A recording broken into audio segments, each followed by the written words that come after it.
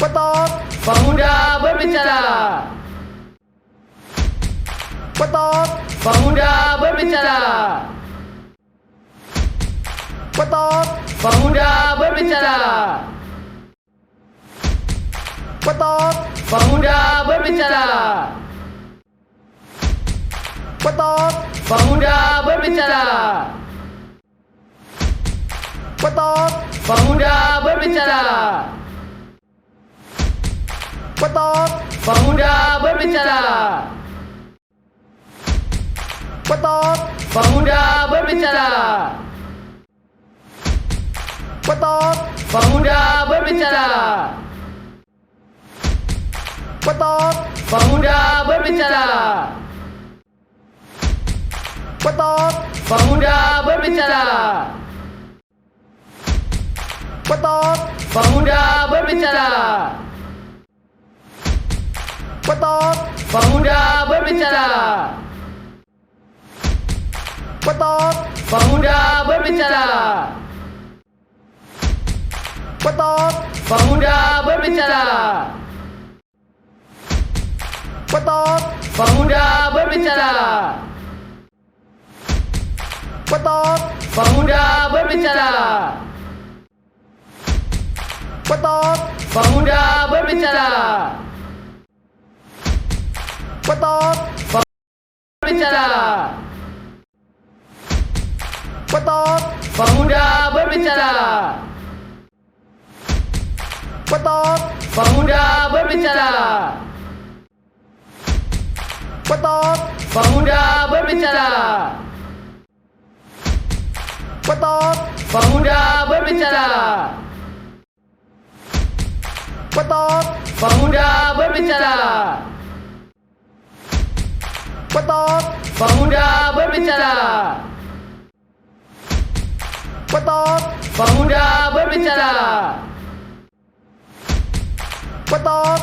Pemuda berbicara. Betot. Pemuda berbicara. Betot. Pemuda berbicara. Betot. Pemuda berbicara. Betot. Pemuda berbicara. Betot. Pemuda.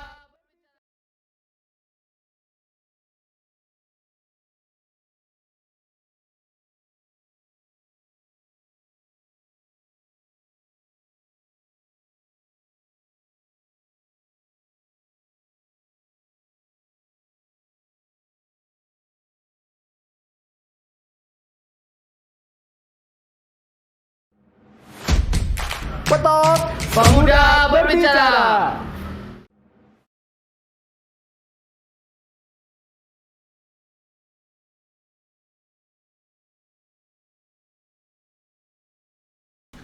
Malah Mas ya. Lah, iki tak ngene ora apa-apa.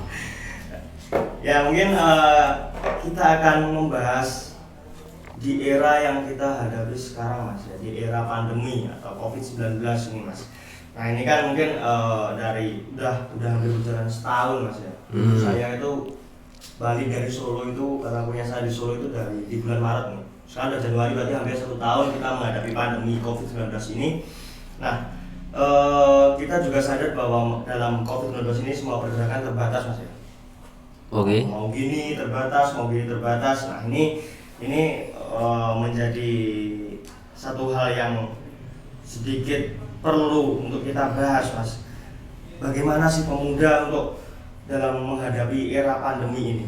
Mungkin ada beberapa kiat-kiat mungkin dari Mas Prasetyo aja ini. Oh iya. Pemuda di era pandemi tentunya harus terus bergerak. Dalam arti mungkin ya pandemi ini kan kita tidak tahu sampai kapan. Tetapi proses pergerakan atau visi misi sebuah organisasi atau kemudian kegiatan pemuda harus terus dilaksanakan dengan yang pertama kita melakukan online, era digital. Kita melakukan contoh kegiatan tuh, maksudnya contoh kegiatan di era pandemi. Contoh kegiatannya ya banyak, seperti kalau saya itu kan konsennya di psikologi, jadi lebih ke Yang pertama, kalau ada pasien atau keluarga yang positif COVID, kan biasanya kan kalau di Pacitan terutama kan banyak yang memberikan penilaian yang negatif. Nah, kita harus melawan itu tadi, melawan pemikiran-pemikiran yang negatif tadi. Artinya ketika kemudian mereka kan posisinya kan sebagai orang yang terpapar atau terkena kan tetap membutuhkan hubungan sosial.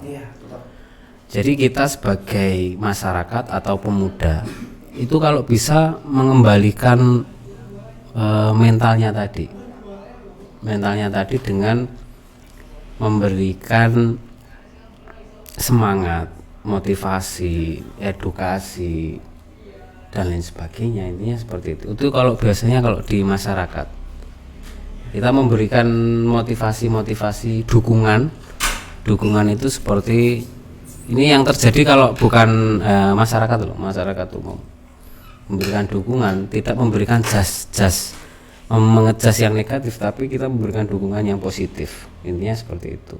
Nah, yang dilakukan kegiatan-kegiatan pemuda sebenarnya sering terjadi sih, seperti baru-baru yang dulu itu waktu awal-awal Pacitan mulai termasuki atau tersisih COVID-19 ini, sebenarnya banyak juga yang stigma masyarakat, wah warga kaya positif aja didoi jadi sedai ya. Iya. Itu akhirnya kan juga kok jadi gini gitu. Iya, benar. Jadi Kan pemuda akhirnya mempengaruhi mental atau mempengaruhi mental si pribadi tersebut.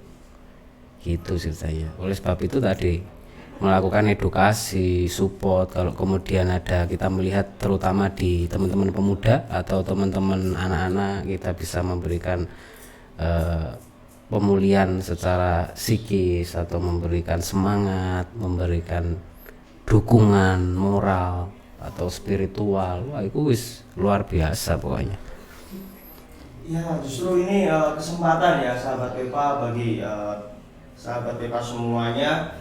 Di era-era pandemi ini justru kita makin belajar Mas ya, bagaimana kita menggunakan digital, produk-produk digital dengan Betul. baik. Gitu ya. Juga menghabiskan kota tadi.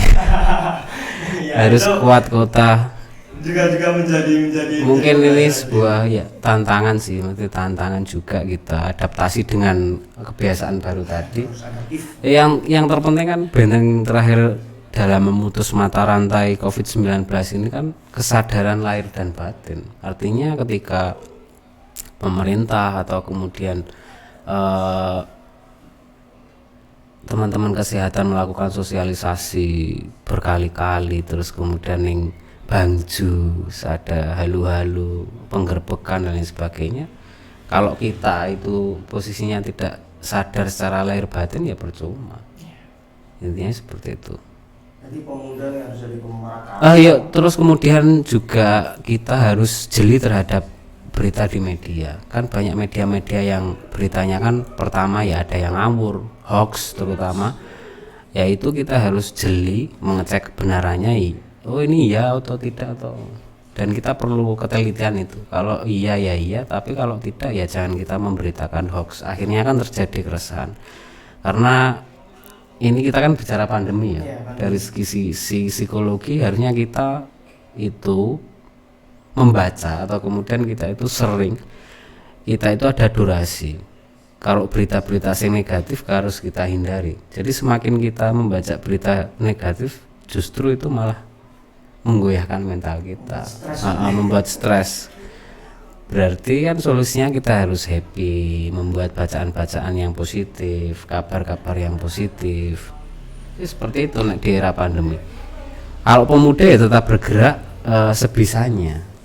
Sebisanya itu artinya ya melakukan kegiatan seperti ini, kita diskusi, dialog online, menyapa teman-teman pemuda Pacitan. Terus kemudian kita juga bisa dengan media edukasi media itu kan tergantung elaborasi kreatif. Kalau videonya itu polos, terus kemudian biasa-biasa saja ya banyak yang tidak melihat. Tapi kalau kemudian elaborasi videonya ada unik, ada tertawanya kayak TikTok itu sekarang kayak TikTok kayak happy, humble, biasanya banyak yang melihat dan itu kita edukatif. Kan juga banyak tuh sekarang lomba-lomba sing kreatif online Ya banyak. kayak sing memperingati apa hari jadi kota Pacitan, itu termasuk sangat-sangat bagus karena ya pertama dompetnya lagi tipis terus kemudian apa kita mencoba untuk hoki membuat karya, akhirnya dapat hadiah, siapa tahu kan, kita nggak tahu. Tapi kalau kemudian ada niat terus kemudian terkonsep dengan baik, insya Allah bisa menjadi juara. Ya itu ya pemuda. Terus yang era pandemi ini saya menyoroti bahwa pemuda itu harus juga sering gencar untuk mengedukasi. Bukan cuma kita mengkritik undang-undang COVID, tim gugus tugas, tidak, tapi kita harus juga mensosialisasikan itu ya, kita memberitakan kegiatan-kegiatan yang positif, contohnya edukasi terkait COVID, bagaimana tata cara kita melakukan pembelajaran terhadap anak kita, contohnya yang sarjana atau mahasiswa itu kan banyak keresahan. Kalau kita sebagai pemuda kan kita juga tahu posisinya kan sekarang kan banyak orang tua sing dia resah, pertama resah, stres, udah melakukan aktivitas di rumah, mencuci piring, terus kemudian dan lain sebagainya, harus mengajari anak dan lain sebagainya. Kita kalau kemudian sarjana pendidikan ya bisa melakukan pendampingan les gratis atau kemudian gerakan pendidikan era COVID itu kan juga bisa. Itu luar biasa karena saya tahu teman-teman mahasiswa itu posisinya sekarang kan pembelajaran tahun akademik ini kan semuanya kan online. Berbasis online toh. Nah kita juga bisa kayak gitu. Contoh di desa ini ada berapa mahasiswa, terus kita mengumpulkan untuk door to door, memberikan apa ini dan sebagainya. Lah itu ide-ide itu yang perlu digerakkan oleh teman-teman mahasiswa hari ini. Karena kalau kemudian kita melihat dari fenomena ini, orang tua ini bingung loh. Pertama bukan sarjana, terus kemudian juga tidak basic di pelajaran, terus akhirnya bingung, terjadi kebingungan. Nah, karena ada keresahan, kebingungan, teman-teman inilah sebagai agent of change masuk di situ, memberikan pendampingan terhadap orang tua atau adik-adik yang kesusahan belajar. Itu luar biasa sekali menurut saya, seperti itu sih di era pandemi terutama itu. Kalau kegiatan pemuda ya itu tadi, tetap membantu mengedukasi, kita berkegiatan seperti biasa ini, sosialisasi ini, wah itu luar biasa. Tapi yang mahasiswa tadi lebih, saya punya gambaran seperti itu karena juga saya juga mendampingi ibu-ibu keluarga juga, yang kemudian saya sering sosialisasi terkait pengasuhan anak. Terus banyak yang meresahkan terkait, Mas gimana era pandemi, saya nggak basic di ini, terus anaknya marah-marah kalau disuruh ini. Akhirnya kan terjadi ini kebingungan. Nah kalau bisa kita hadir di situ, itu juga sesuatu yang sangat luar biasa sekali. Sangat membantu kalau menurut saya. Karena contoh tetangga saya itu kan punya anak kecil. Terus kemudian tetangga saya juga ada yang kuliah di Jogja. Kalau anaknya itu ada PR, biasanya juga ke rumah yang mahasiswi tadi. Dek ini tolong dibantu, dek ini untuk ini. Akhirnya juga membantu. Tapi yang memintakan orang tuanya. Kalau kita bergerak nanti kan kita yang memfasilitasi. Jadi itu sih istimewanya di situ.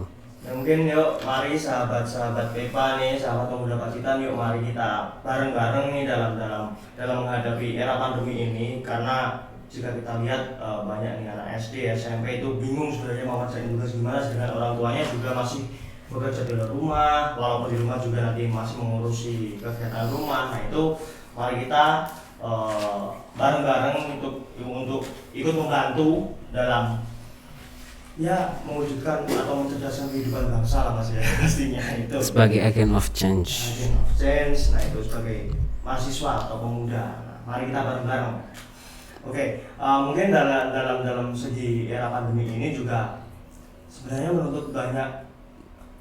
banyak menuntut inovasi sih Mas. Kalau ini dulu ya, sebenarnya Pitok ini dulu juga itu terciptanya karena pandemi juga. Jadi dulu itu sebenarnya baru ada ingin membuat podcast bareng itu santai, tapi kemudian pandemi menyerang. Nah itu akhirnya kita bersama aliansi pemuda, aliansi mahasiswa, itu ada KP3 yang di Jogja, terus Kapama, Kompas Solo, dan lain-lain sebagainya, itu juga membuat sosialisasi juga bagaimana sih mahasiswa waktu pandemi itu gimana kehidupannya dan lain sebagainya itu juga. Dan berlanjut sampai sekarang ini karena pandemi juga Luar biasa. jadi kita tetap harus berdiskusi walaupun ya keadaan online ya Mas ya. Bagus. Bukan sebuah batasan untuk pergerakan. Bukan sama sekali. Itu tadi mungkin seputar tentang era pandemi ya. Seputar era pandemi, mungkin selanjutnya kita akan membahas permasalahan nih. Permasalahan apa nih? Pemuda zaman sekarang nih. Oh, pemuda zaman sekarang. Zaman now. Pemuda zaman now. Pemuda zaman now ya. Kata gaulnya gitu. Pemuda zaman Pemuda gadget. zaman now itu ya mungkin banyak yang kurang, pergerakannya banyak yang kurang, banyak yang sudah mungkin luntur, mungkin males-malesan. Itu mungkin bagaimana Mas kita menciptakan sebuah pergerakan yang masif lagi, itu gimana Mas? Kalau kemudian terjadi kemalasan terhadap teman-teman kita pemuda, sebagai kita teman-teman yang sudah aktif atau kemudian kita yang berkecimpung, ya kita menjemput bola atau mengajak, menawarkan. Kalau dulu itu biasanya namanya mahasiswa atau kemudian pemuda itu pasti kan memiliki harapan. Saya mengajak teman-teman itu biasanya menanyakan, pemuda ini sebenarnya, saya tanyain, maksudnya ngopi, terus kemudian saya tanyain, pemuda ini sebenarnya harusnya kayak piye toh? Akhirnya mereka menjawab. Kita sebagai fasilitator tadi ya diskusi aja. Terus kemudian kita menggali idenya dia seperti apa. Akhirnya saya pengen gini. Akhirnya dia memiliki, yowis kita aja. Akhirnya mau. Sesimpel itu sebenarnya. Karena kadang itu mereka itu belum kenal juga bisa. Terus kemudian mau berkiprah dengan wadah apa itu juga kadang bingung. Makanya kita yang sudah berjalan ini, ya kalau bisa kita ya membicarakan itu, selalu menjemput bola, sering diskusi, sering ngobrol, akhirnya terjadi gagasan. Akhirnya kita bareng-bareng, step by step, sedikit demi sedikit, akhirnya terjadi pergerakan yang masif gitu. Ya berarti intinya kita saling ya. Jadi jangan merasa aku suka ini kapan.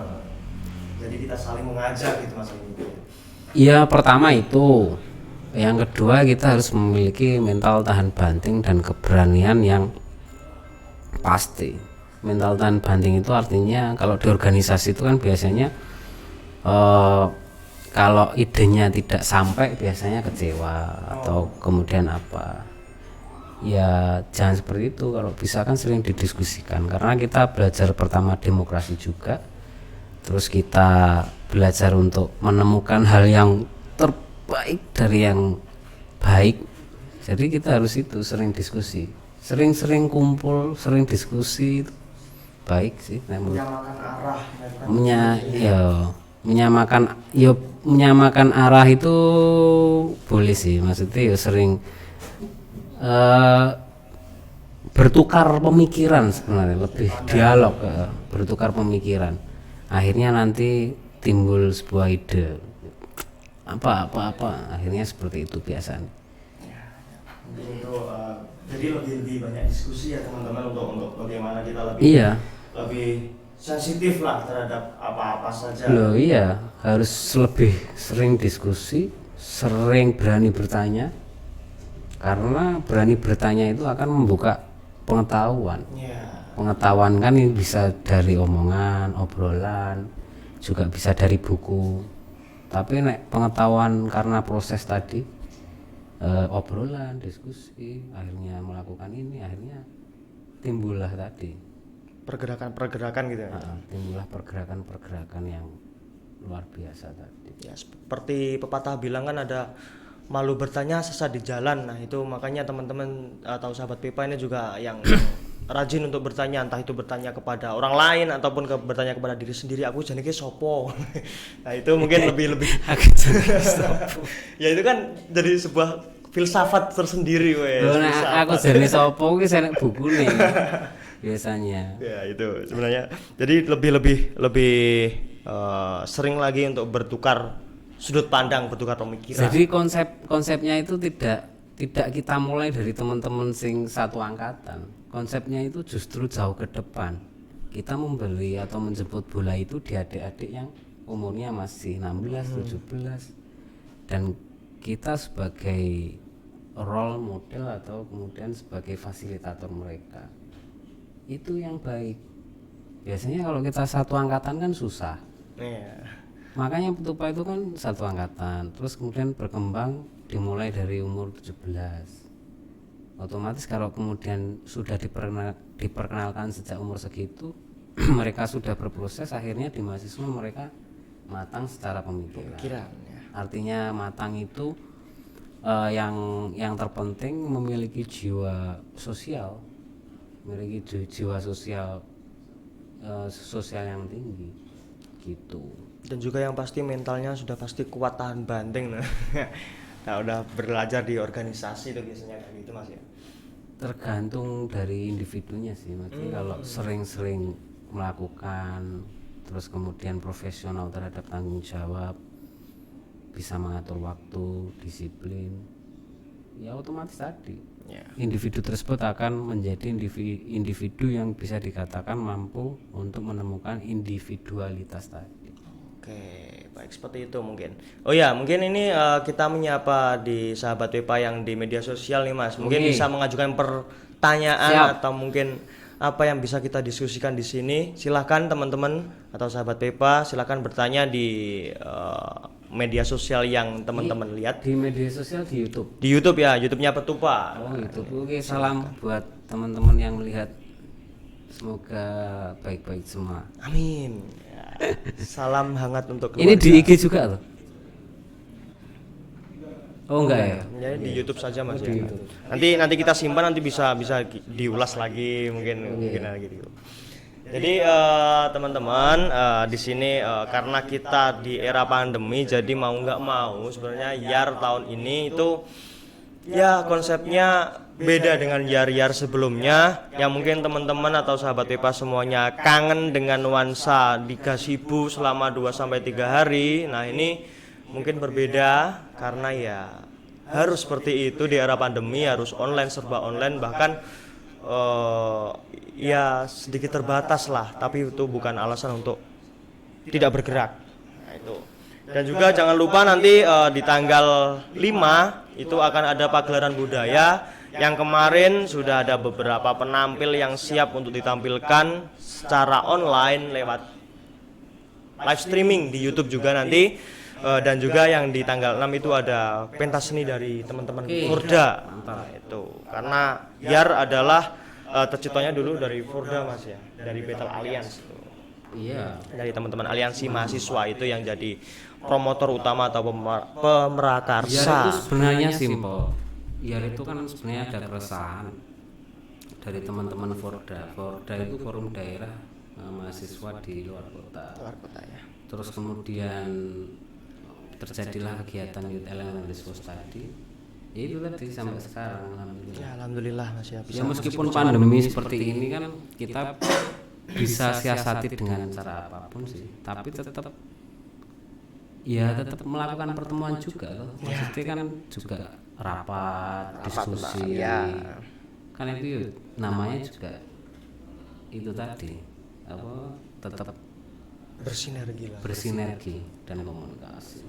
Ya, dan juga karena YAR tahun ini itu nanti juga ada konsolidasi. Nah, di bulan Februari di tanggal 14 nanti kita akan mengadakan pengkajian pemuda yang itu nanti akan bersama teman-teman Forda dan juga organisasi kepemudaan di Pacitan, Mas. Jadi tidak hanya Petupa saja, jadi nanti akan ada beberapa lini-lini yang nantinya akan berdiskusi bersama dalam mengangkat konsolidasi pemerintah yang tahun ini itu mengangkat permasalahan tentang pernikahan dini dan juga pendidikan di era Covid. Oke.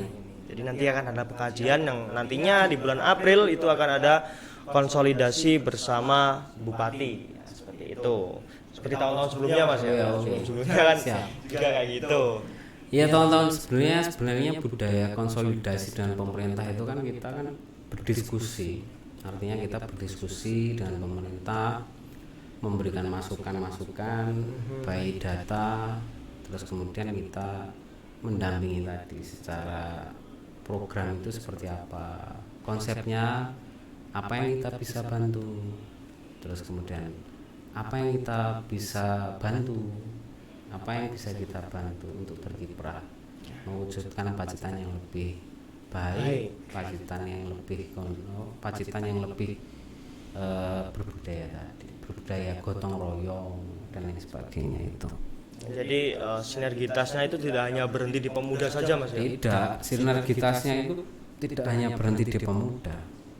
Jadi malah pemuda itu sebagai pelopor agar generasi yang sepuh atau kemudian generasi di bawahnya, kita sebagai fasilitator menjembatani komunikasi mereka. Ya, betul. Jadi fasilitator seorang pemuda. Tapi tetap kita diskusi dan pemerintah, karena kita mahasiswa ya kita melakukan penelitian. Terus kemudian kita juga bisa mengecek datanya seperti apa, fenomena apa yang nampak. Seperti contohnya pernikahan dini tadi loh. Seperti pernikahan dini, kenapa kok terjadi pernikahan dini, angka pernikahan dini kenapa naik drastis 2 kali lipat. Ya kita mempelajari dengan ternyata ada undang-undang baru terkait perkawinan anak, undang-undang perkawinan anak. Jadi seperti itu sih. Itu mungkin akan asik jika didiskusikan ya, karena di Pacitan sendiri itu datanya sudah naik, Mas ya. Oh, di Pacitan. Ya, di Pacitan khususnya nih. Pripun, Mas? Di Pacitan itu Paga nih. Bekerjanya jadi tahu persis nih. Di Pacitan angkanya naik tahun 2019 karena ada Undang-Undang 6 tahun 2019 tadi. Undang-undang tentang perkawinan anak umur 19 tahun cowok maupun cewek. Oh, jadi harus pakai dispensasi. Tapi kalau ada hal-hal yang kemudian memaksa untuk menikah biasanya juga dipertimbangkan. Tapi undang-undangnya itu tadi. Ya, mungkin itu kita akan bahas lagi di sesi pengkajian nanti, Mas ya. Ya, mungkin ini akan ada sesi tanya jawab. Mungkin ada yang belum bertanya ya. Mungkin silakan yang teman-teman bertanya. Mungkin karena pertanyaannya banyak, Mas, mungkin lama ngetiknya, Mas. Saya salam buat teman-teman seluruh pemuda seluruh Pacitan, terutama pemuda Pacitan, alumni pemuda untuk Pacitan kan banyak. Iya. Sekarang kan banyak yang sudah keluarga, punya anak, bekerja, dan semuanya semoga terus sehat, terus menjalin komunikasi. Amin. Semakin sukses dan lebih bahagia. Ya, yang pasti tetap berkarya dengan cara kita masing-masing. Ya, selamat. Karena pemuda itu tidak terbatas, Mas ya. Kalau masalah berkarya atau bergerak ya. Tidak. Merdeka dengan diri sendiri gitu ya. Berdikari. Apa tuh satunya, Mas? Berdiri di atas kaki sendiri. Wes, cakep ya, itu harus merdeka merenung dengan kawan. Weh, merdeka. Mas, ngolah pikir. Oke sih. Ya nama-nama itu kan nama-nama sebuah kreativitas, teman-teman. Wah, bagus banget. Jadi banyak perumpamaan seperti ngaji, ngasah jiwa. Wes. Jadi mungkin setelah ini karena kami masih menunggu pertanyaan dari teman-teman, mungkin akan saya lanjutkan dengan pertanyaan selanjutnya untuk Mas Haji. Mungkin pertanyaan, Mas ya. Yang lebih kita mungkin bisa kita diskusi. Menarik ini. Nah,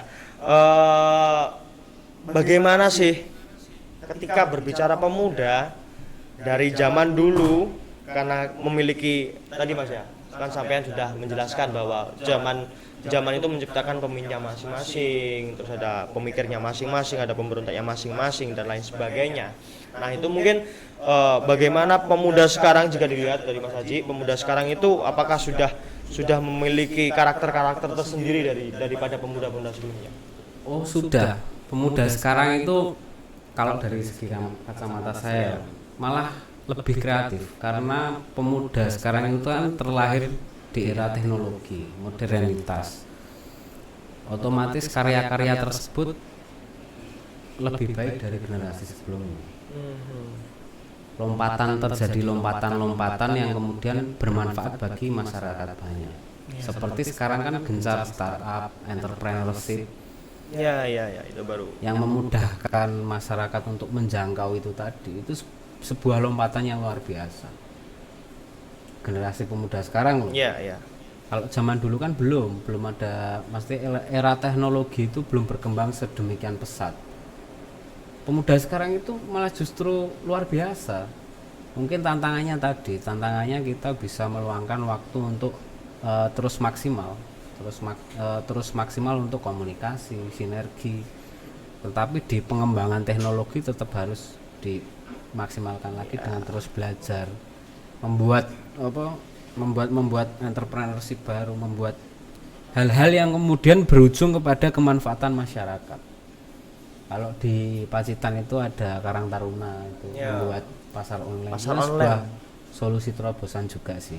Inovasinya terus berjalan. Terus kemudian ada Pakjek itu ada Pakjek. Oh ya, ada Pacitan Ojek itu. Ya, ada.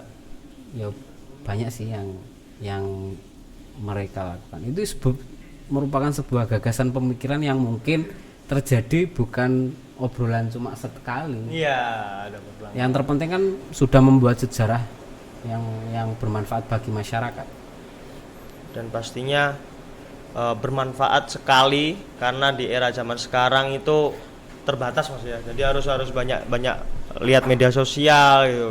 Iya. Kayak pasar online gitu, wah keren itu. Ya karena eranya sekarang seperti itu. Iya. Tapi tetap harus kita batasi. Betul. Jangan sampai kita dipintari atau handphone ini kan semuanya smartphone nih. Jangan sampai kita terpintari oleh ini. Kita harus pintar menggunakan ini dan bijak. Itu jangan sampai kita dibodohi. Karena racun ya. Jadi semua itu bisa baik, bisa buruk Mas ya. Tergantung perspektif kita. Ya, itu. Kita harus bijak dalam setiap perlakuan hidup kita. Nah, mungkin ada pertanyaan? Mimik saya Mas rapopo Mas aku yang ngelak iki.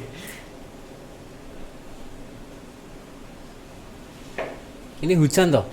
Hujan, Ini Mas, ngobrol santai ini nggak apa-apa toh maksudnya? aman suaranya aman ya? Aman. Pacitan sering hujan Bano ya? Hujan. Ya semoga masyarakat Pacitan terutama di dataran tinggi maupun di Pacitan itu ya berhati-hati. Iya. Berhati-hati dan tetap siaga karena cuacanya ya tidak menentu.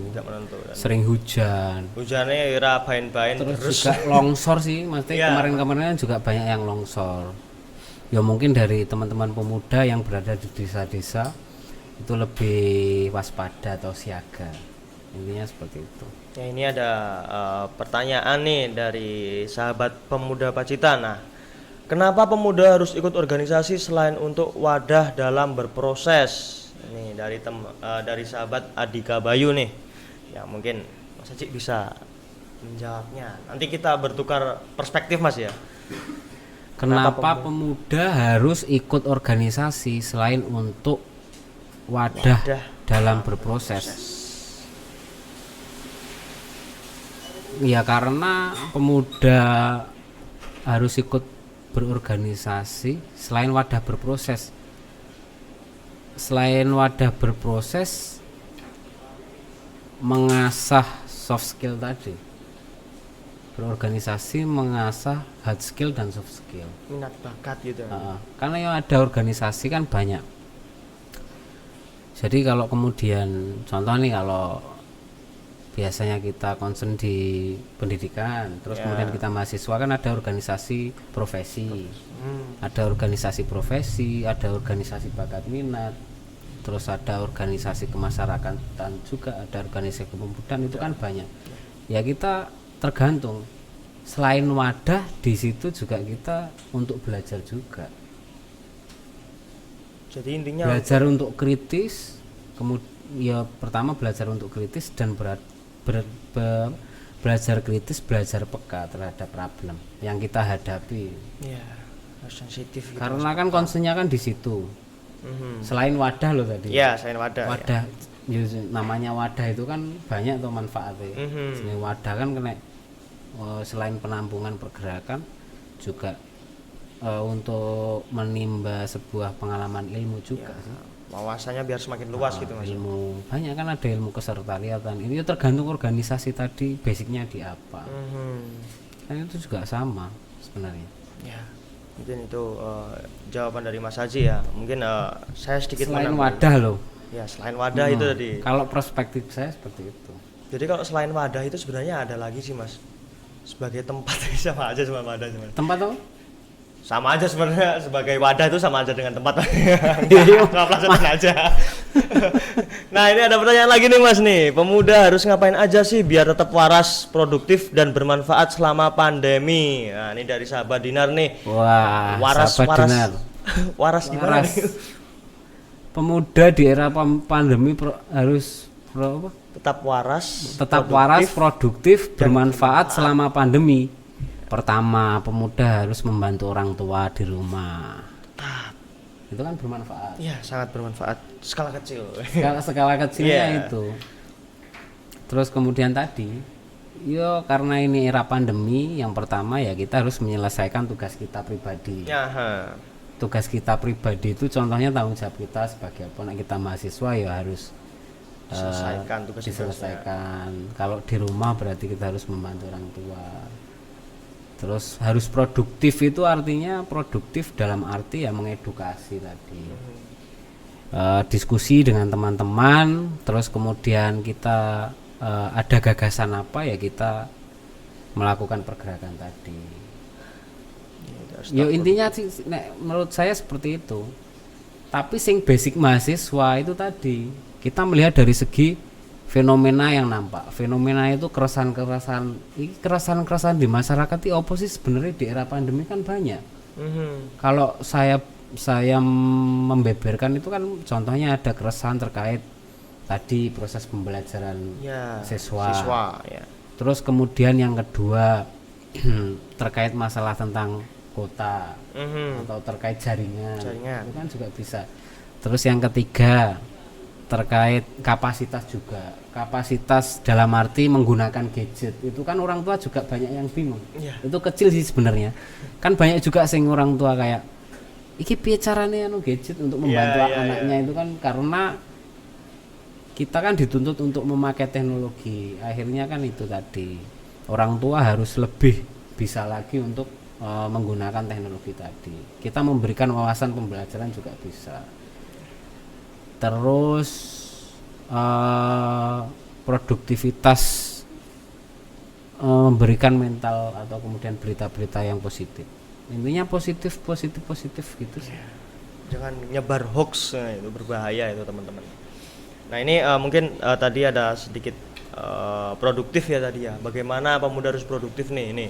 Jika produktif secara diri sendiri itu bisa banyak membaca buku biar asupan nutrisi ke dalam otak tuh lebih banyak ya Mas ya. Mau. Nah itu bisa lebih menjadi bahan diskusi nantinya jika bertemu dengan kawan-kawan. Nah itu. Mungkin ada pertanyaan lagi dari sahabat Pepa. Nah ini bagaimana cara pemuda khususnya Pacitan membuat pribadi masyarakat siap lahir batin dengan pandemi ini. Nah ini tadi kan Mas Prasetyo tadi kan menyinggung bagaimana kita harus siap lahir batin. Nah ini bagaimana caranya Mas biar siap lahir batin itu? Siap lahir batin itu karena dari diri kita sendiri. Artinya dari kita sendiri ya dari kita sendiri karena kita sadar. Makanya benteng terakhir melawan COVID-19 itu kan kesadaran lahir batin.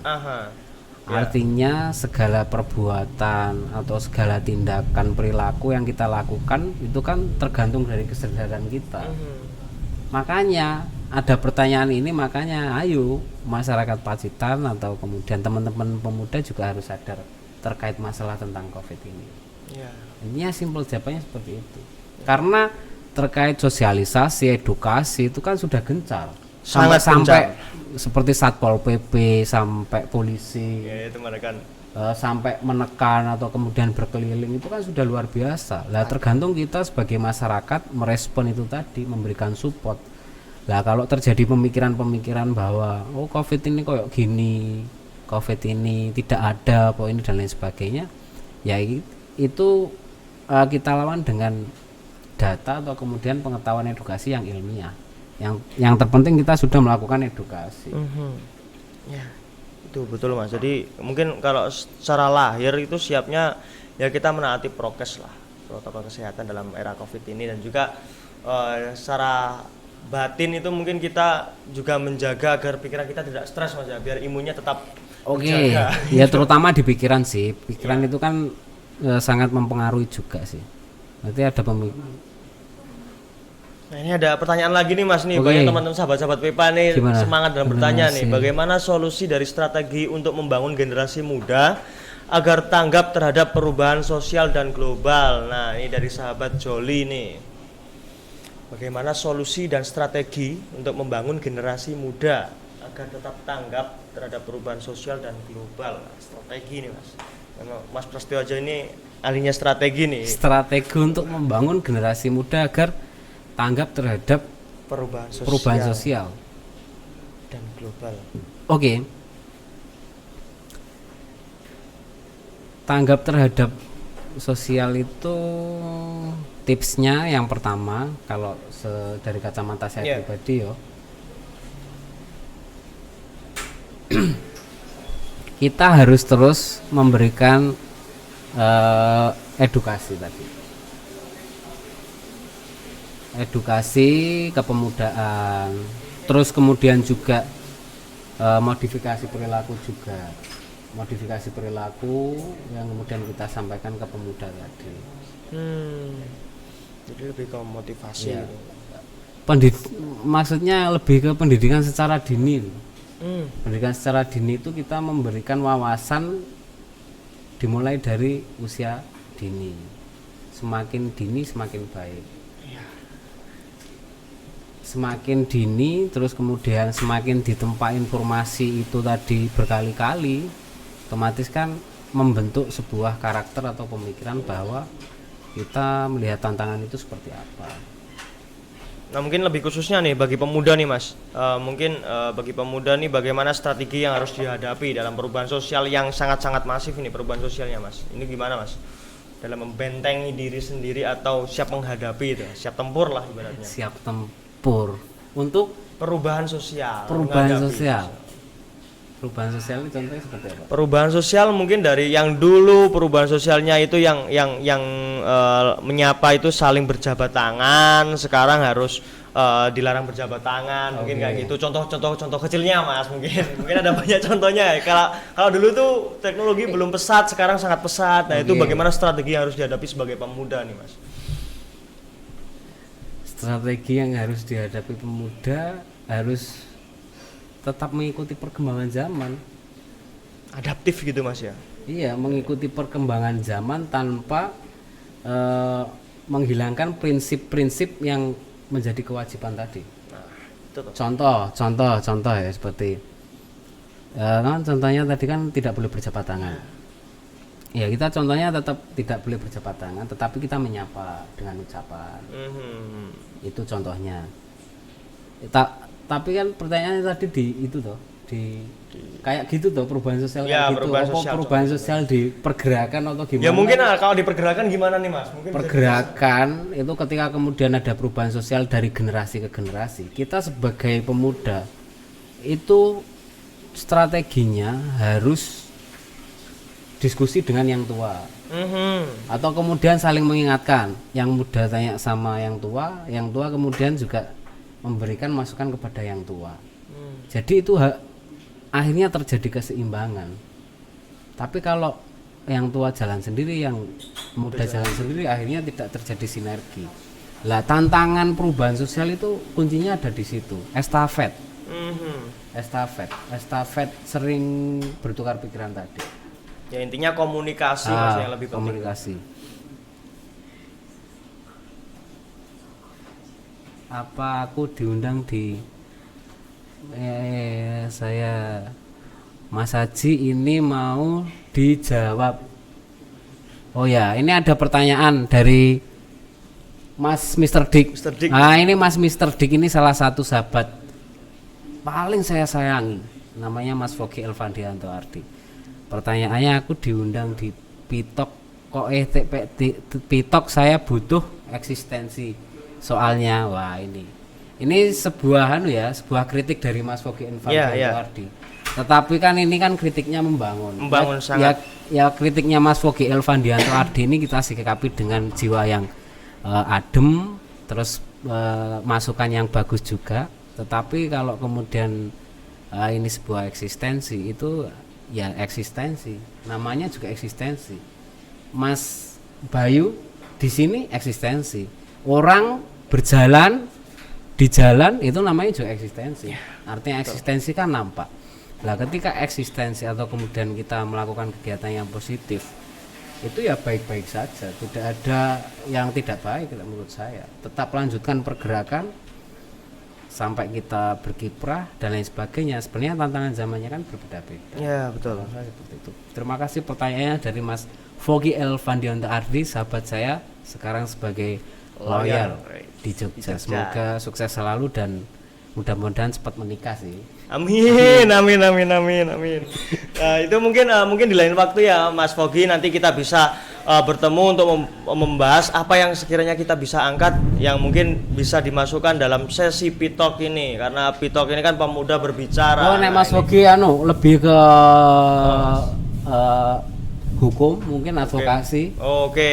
Mungkin terkait penyadaran hukum kepada masyarakat perdesaan, itu kan juga banyak kasus tadi. Siap. Itu juga baik sih, mesti advokasi, penyadaran hukum, karena jujur ya masyarakat Pacitan itu juga kurang pengetahuan hukumnya juga kurang. Seperti undang-undang apa dan lain sebagainya masih kurang. Oleh sebab itu mungkin bisa dihadirkan di sini juga untuk memberikan wawasan. Siap, mungkin lain waktu, mungkin karena Mas Fogi ini juga dulu sempat berbincang-bincang, sering sekali berbincang dan juga sering sekali membahas tentang filsafat nih Mas. Nah, itu juga menjadi asupan-asupan nutrisi sendiri bagi teman-teman itu. Dan terima kasih untuk ilmu-ilmunya Mas Fogi, dan mungkin nanti kita bisa bertemu lagi untuk membahas tentang mungkin tadi penyadaran hukum Mas ya. Karena sekarang sebagai lawyer di Jogja, mungkin sampai bertemu Mas Fogi, kita bisa bertemu lagi dan berbincang lagi ya Mas Fogi. Mungkin ada pertanyaan lagi dari teman-teman. Mungkin masih ada. Nih, satu pertanyaan lagi ya teman-teman atau sahabat Pepa, karena waktu kita terbatas. Nih, apa tanggapan Anda terkait pemuda yang mengikuti organisasi dan mengatasnamakan organisasi ini untuk kepentingan pribadinya? Nah, ini dari sahabat Nova nih Mas. Gimana pemuda mengikuti organisasi, namun organisasi kepentingan pribadinya. Oke. Jadi kepentingan pribadi itu semua pasti memiliki kepentingan pribadi. Kepentingan pribadi itu artinya kepuasan. Jadi kepuasan contohnya seperti mengasah ilmu, soft skill, hard skill. Tapi kalau kemudian organisasi itu kepentingannya untuk mencari uang, itu salah. Iya, betul. Jadi yang dinamakan kepentingan pribadi kan itu mencari uang. Tetapi ketika kemudian organisasi ini tidak dipergunakan untuk itu, ya bukan menjadi sebuah problem yang mengkomplikated menurut saya. Dan bahkan bisa diartikan bahwa kepentingan pribadi, karena organisasi itu kan wadah orang-orang Mas ya. Pasti membawa kepentingan sendiri-sendiri dan disatukan. Pasti. Dan pasti contoh gini ya, sebuah pemuda mau daftar di sebuah organisasi kan biasanya ditanyai atau kemudian ditanyai dari interview dari senior. Terus kemudian kamu ikut organisasi pengen minat apa, tujuanmu apa, kan mesti memiliki tujuan pribadi. Iya, betul itu termasuk kepentingan pribadi. Iya, itu dibenarkan karena mereka juga ingin mengasah ilmu atau kemudian pengen mencari pengalaman lah. Tetapi kalau kemudian si individu ini kepentingan pribadinya mencari uang, nah itu yang menjadi permasalahan. Ya, pertanyaan besar sebenarnya itu Mas.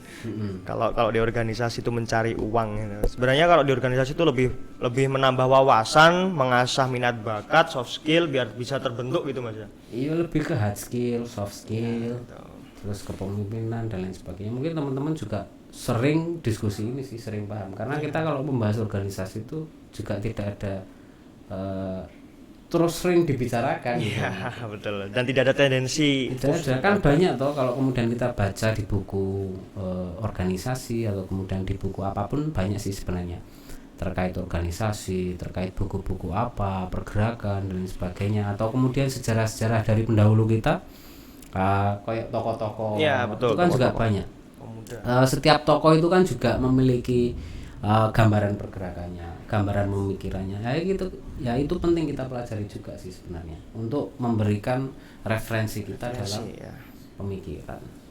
Nah itu mungkin terima kasih untuk sahabat-sahabat PEPA yang sudah memberikan pertanyaan-pertanyaannya tadi. Mungkin bila belum ada yang terjawab dengan memuaskan di pertanyaan teman-teman, mungkin nanti bisa dilanjut di lain waktu dan kita bisa berdiskusi lagi ya Mas Haji, Mas ya. Mungkin untuk sesi ini, untuk sesi Pito kali ini kita berbicara tentang kiprah pemuda untuk mewujudkan perubahan. Ini mungkin sampai di penghujung acara, mungkin Mas Haji bisa memberikan closing statement. Oke. Closing statement terkait pemuda, kiprah pemuda untuk mewujudkan perubahan. Silahkan Mas Haji. Kiprah pemuda untuk mewujudkan perubahan, menurut saya pemuda sebagai energi sosial yang kemudian harus terus bergerak, tidak usah takut menjadi pemuda yang kemudian tidak dihargai atau kemudian tidak bermanfaat. Ketika pemuda atau sebuah pergerakan melakukan hal yang baik dan itu positif, pasti mereka, masyarakat, orang tua, keluarga dan lain sebagainya itu pasti berbondong-bondong akan mensupport, mendukung dan memberikan semangat yang tinggi. Ya. Terus yang kedua, ini terkait Pacitan. Ya mungkin kita lihat Pacitan, pohon, kelapa, pantai, dataran tinggi, terus kemudian juga jarak timur ke barat kota 15 menit. Mungkin memiliki medan yang sangat sempit, tidak seluas seperti di daerah lain. Tetapi ingat, pemuda Pacitan itu memiliki medan yang luas dalam berkiprah untuk pertama Pacitan, yang kedua untuk Indonesia. Jadi seperti itu teman-teman. Ya ini terima kasih loh wes diundang. Iya Mas, sami-sami sudah memberikan ilmu juga. Kita berbagi ilmu. Ya, mungkin lain waktu mungkin diskusinya bisa di luar dari Ya, kegiatan siap. ini. Kita buat forum diskusi lagi Mas ya lebih Iya. tepat. Ini wis berapa jam? Gak tahu jadi ngalir Dari gitu, jam Mas. 8 ya? Dari jam 8 sampai jam mantap sekarang itu sekali udah lama teman-teman nih. ini. Udah asik nih dalam Teman-teman ini mantap nih. Ya mungkin itu tadi closing statement dari Mas Prasetyo Aji. Mungkin saya akan bisa membacakan beberapa yang bisa kita petik dari pembahasan kali ini. Ya mungkin pemuda itu bisa dikatakan pemuda sesuai UU nomor 40 tahun 2009 itu berusia 16 sampai 30 tahun. Dan yang pasti itu memiliki tenaga, berinovasi dan semangat, aktualisasi diri dan pasti memiliki cita-cita pemuda. Nah, kalau di Pacitan sendiri itu cita-cita pemuda itu ada banyak aspek dan salah satunya ada 3 contohnya yaitu pendidikan, sosial kemanusiaan dan kebudayaan. Nah, pendidikan di sini kita bisa mengasah kewawasan kita agar semakin luas sebagai asupan nutrisi bagi otak kita. Kemudian di sosial kemanusiaan kita bisa, karena kita terlahir sebagai makhluk sosial, pastinya kita juga harus berguna dan bermanfaat bagi manusia dan juga kebudayaan. Di sini bagaimana kita bisa mengenal budaya kita, memiliki budaya kita dan tetap melestarikan budaya kita karena itu adalah tonggak bangsa. Nah, ini dari ada sense of genius nih kalau kata Mas Prasetyo Aji sebagai bagaimana cara kita membuat sejarah, karena inovasi-inovasi kita, kreasi-kreasi kita pasti akan terkenang dan akan menjadi cerita yang asik untuk dikenang Mas ya, untuk diceritakan kembali. Itu akan pasti asik lagi. Nah, dan juga kita sebagai pemuda kita merdeka secara pemikiran. Nah, itu akan kita wujudkan sebagai gagasan-gagasan atau diskusi-diskusi atau pergerakan-pergerakan yang nantinya akan membuat perubahan yang lebih dan lebih masif dan lebih baik. Nah itu mungkin yang bisa kita petik dari diskusi-diskusi kita pada malam hari ini ya Mas Haji. Siap. Yang pastinya jangan lelah untuk berbuat baik dan panjang umur untuk hal-hal baik ya Mas Haji ya. Dan juga jangan lupa Mas Haji semoga sehat selalu. Amin. Dan juga sahabat Pepa semoga sehat selalu, tetap jaga kesehatan dan jangan lupa kita tetap mewujudkan perubahan sebagai pemuda. Ya mungkin kita bisa salam bareng-bareng Mas ya, karena Mas Haji dulu juga sebagai founding father Petupa, mungkin bisa kita salam pemuda ya. Gimana? Salam pemuda berubah. Oke. Biasanya Mas. Monggo Mas, bisa bernostalgia Mas Haji. Berikan contoh dulu. Oke. Kamu kasih contoh aku. Oke. Ya biasanya kan salam pemuda perubahan, salam dari pemuda untuk Pacitan, dari Pacitan untuk Indonesia. Oke. Monggo Mas, biasanya Mas Haji ini biar bernostalgia dulunya karena kata-kata itu adalah kata-kata dari founding father dan juga rekan-rekan Petupa yang dulu ikut bergerak dalam Petupa dan sekarang mungkin bisa dilanjutkan dengan generasi-generasi selanjutnya. Monggo Mas Haji bisa nostalgia. Salam pemuda perubahan. Salam Dari pemuda untuk Pacitan. dari Pacitan untuk Indonesia. Ya, mungkin sekian dari pembahasan kali ini Pitok dan terima kasih untuk Mas Prasetyo Aji. Siap. Sampai jumpa kapan-kapan lagi. Mari kita diskusi lagi Mas Haji untuk Pacitan yang lebih baik dan juga untuk sahabat Pepa jangan lupa jaga kesehatan dan tetap bergerak untuk perubahan. Nah, seperti itu. Terima kasih. Wassalamualaikum warahmatullahi wabarakatuh. Waalaikumsalam warahmatullahi wabarakatuh. Petok, Pemuda Oh, ini. petok, Pemuda berbicara. petok, Pemuda berbicara. petok, Pemuda berbicara. petok, Pemuda berbicara. petok, Pemuda berbicara. petok, Pemuda berbicara.